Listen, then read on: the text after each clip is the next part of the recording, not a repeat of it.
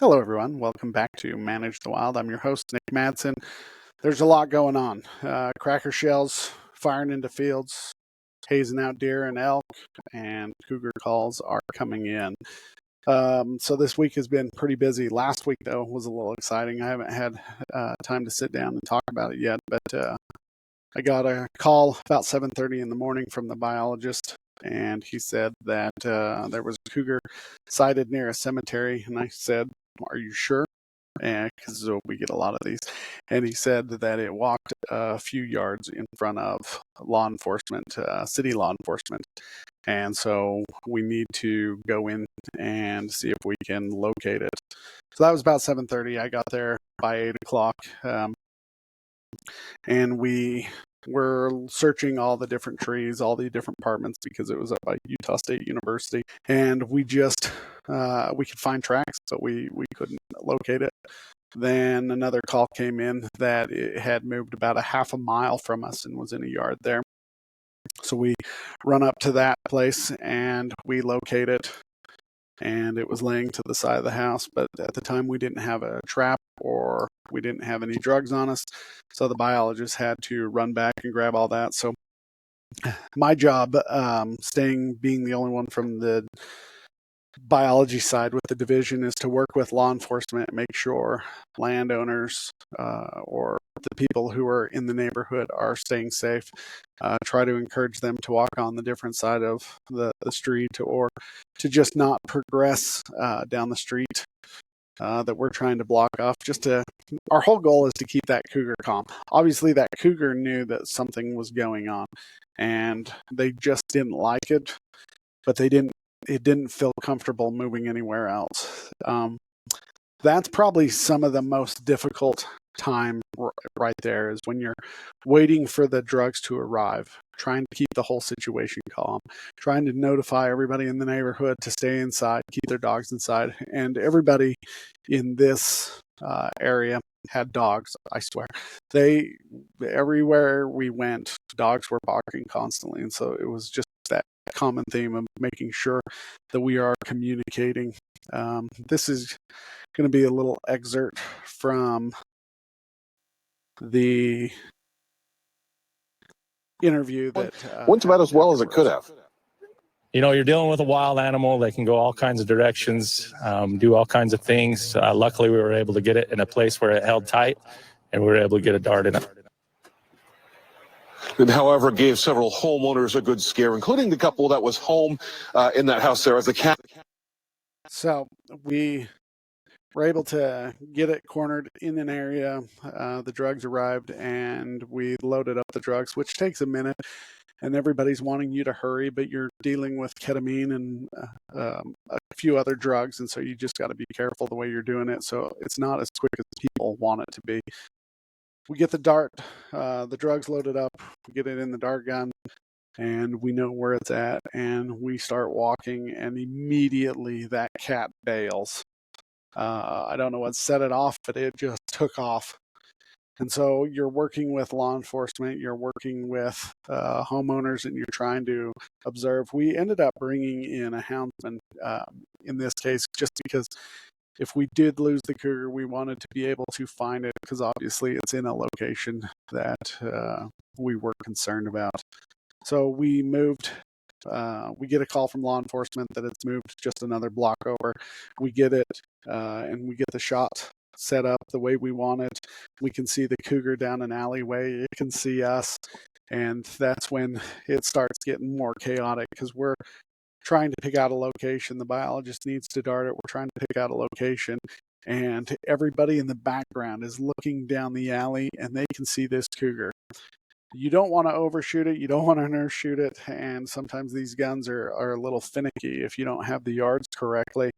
And we had a couple of big cameras, so they're all watching this situation play out.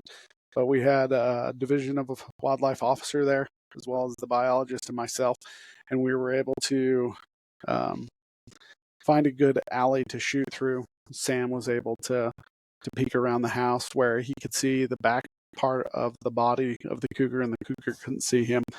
And he ended up making, a 20-yard shot. We were able to darted. It ended up being about a 90 to 110 pound female. With looking at the teeth and the way everything looked, she was about between 2 and 3 years old. She hasn't been kicked off for that long, and she just wandered down near Utah State with a mule deer just looking for food. And so that always gives people a good scare. It gets real chaotic once you dart an animal like that. Everybody wants to rush in, and so your whole goal um, is to keep people as calm as possible. One, when that dart hit, people start pushing forward. You want to make sure that that animal is actually going to sleep. So not only do you got to secure the drugs, you got to secure the gun, and then you have to start to try and secure the scene, because law enforcement, not from the division, but from city law enforcement and other law enforcement, are really curious because it's not something they deal with on just an everyday type scenario. So they really want to get in there and they want to get their pictures. And then you've got the owner of the house that we darted in. He wants to go out there and take his pictures. And then you've got the neighbors coming up and down the street, and the ones who have been following us, and then the media that's been following you the whole way, and they're wanting to get in. And so it just creates a really hectic scene after it is darted. Most people think it's during the darting, but for me, oftentimes the situation gets real chaotic once the animal is darted, because then everybody feels safe and comfortable and they can come forward. So we were able to, we ended up having to use my code.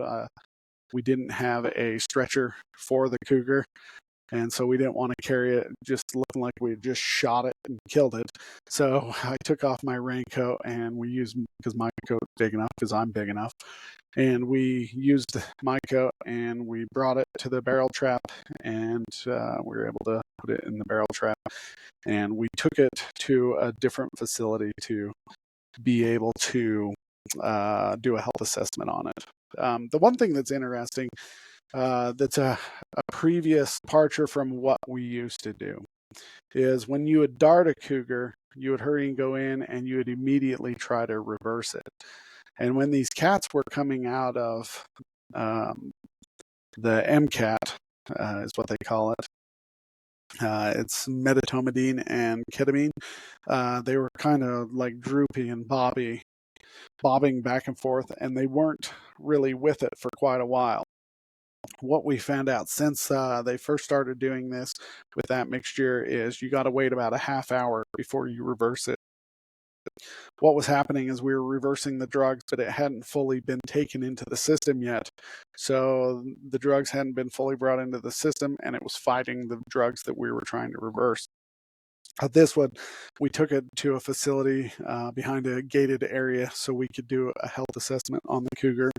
And we looked over everything. She was fat and healthy looking, and we were able to release her. What was interesting is when we reversed her, from previous experience, she popped to it really quick.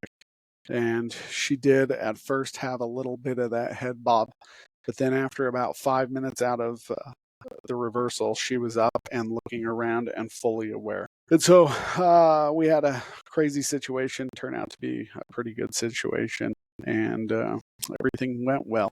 The other challenge that comes from this situation that people don't often hear about is once we get a cougar call like this in an area that it was in, with a lot of houses and neighborhoods, and we ended up putting 2 elementary schools on lockdown and Utah State University on their blue notification where they send out that a mountain lion was running across campus.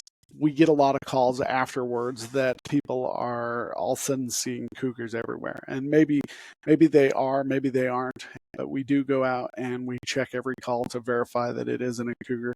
But we do see an increase in cougar calls, whether it's a house cat or a fox or a yellow lab, or in today's situation, I just got back from one, it was a raccoon.